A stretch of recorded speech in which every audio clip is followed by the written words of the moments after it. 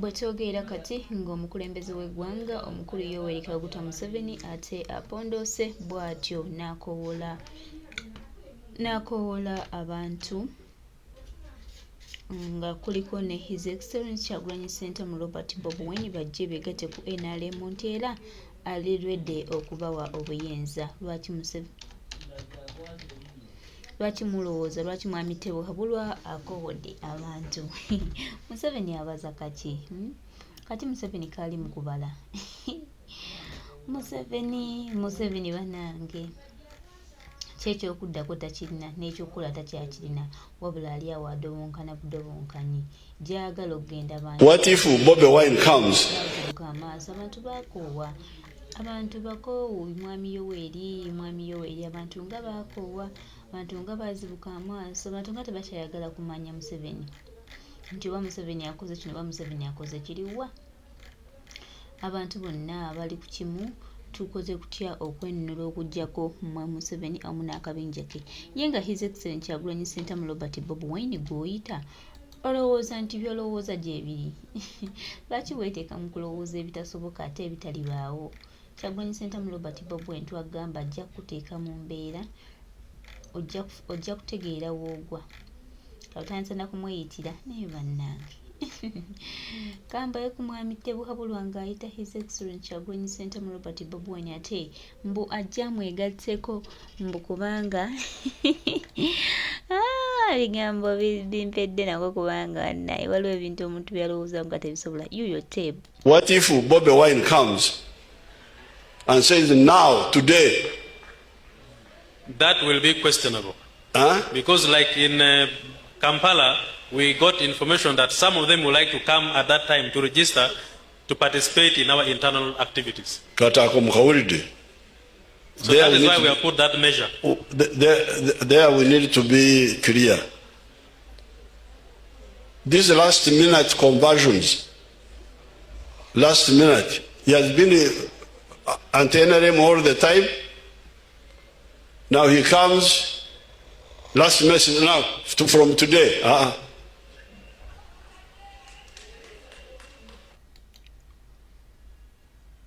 What if Bobi Wine comes and says now, today? That will be questionable. Because like in Kampala, we got information that some of them would like to come at that time to register to participate in our internal activities. So that is why we have put that measure. There we need to be clear. These last minute conversions, last minute, he has been anti-NRM all the time. Now he comes, last message now, from today.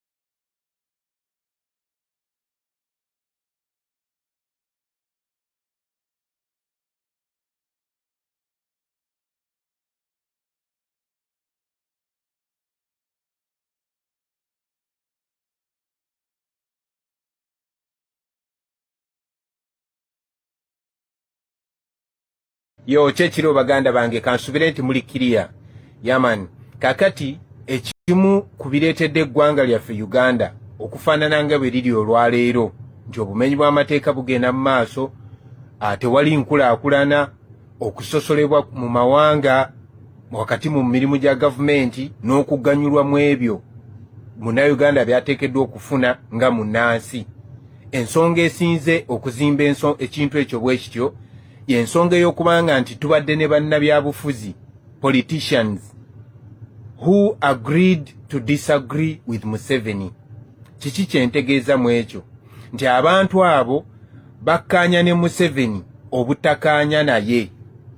Oba osobola okitegeera nti bo baakola endagaano ne Museveni nti tetugenda kukkiriziganya naawe politikale era bwe tunaabeeranga ku rale bwe tunaabeeranga ku TV oba ku malediyo tugenda kukolokota naye obufuzi bwo tetubuyinaako buzibu era eringa memorandum of understanding bannabyabufuzi ababaddengawo mu ggwanga lyaffe Uganda gye baakola ne Museveni okitegeera nga Museveni era tabayinaako buzibu sente bafuna ebifo bafuna basula bulungi bavuga mamotoka malungi but they've been doing all that on the expense of the people of Uganda. Gwomuntu wa wansi ne bwokaaba nti mu ddwaliro teri ddagala ne bwokaaba nti amakubo galabika bubi tewali kigenda kukolebwa kubanga abantu beweesiga bewalonda bo bakolagana ne Museveni. They agreed to disagree with Museveni. A time came, our generation nezukuka. For us, we don't agree with Museveni in any single aspect because we don't agree in Museveni's ideologies. So, obuzibu bwe tusinza okusanga si Museveni wabula bano abantu abeerimbise mu opposition nti bo balwanisa Museveni ng'ate they agreed to disagree with Museveni, not in a faithful manner but at the expense of the people of Uganda. So wano njagala nkoola abavubuka, this is your time.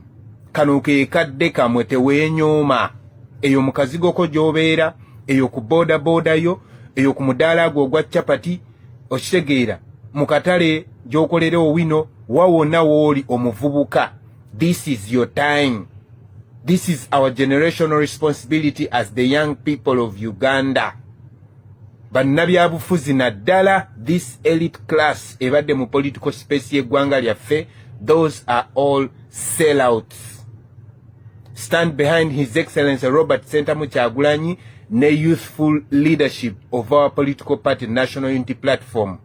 Be behind the leader of opposition Honorable Joel Senyonyi n'abakulembeze baffe abasinga be mulaba abalimu ensa, those of our generation. Ne bano abasajja bano, they agreed to disagree with Museveni. Baakaanya ne Museveni obutakkaanya naye at the expense of the people of Uganda. Abavubuka muzuukuke.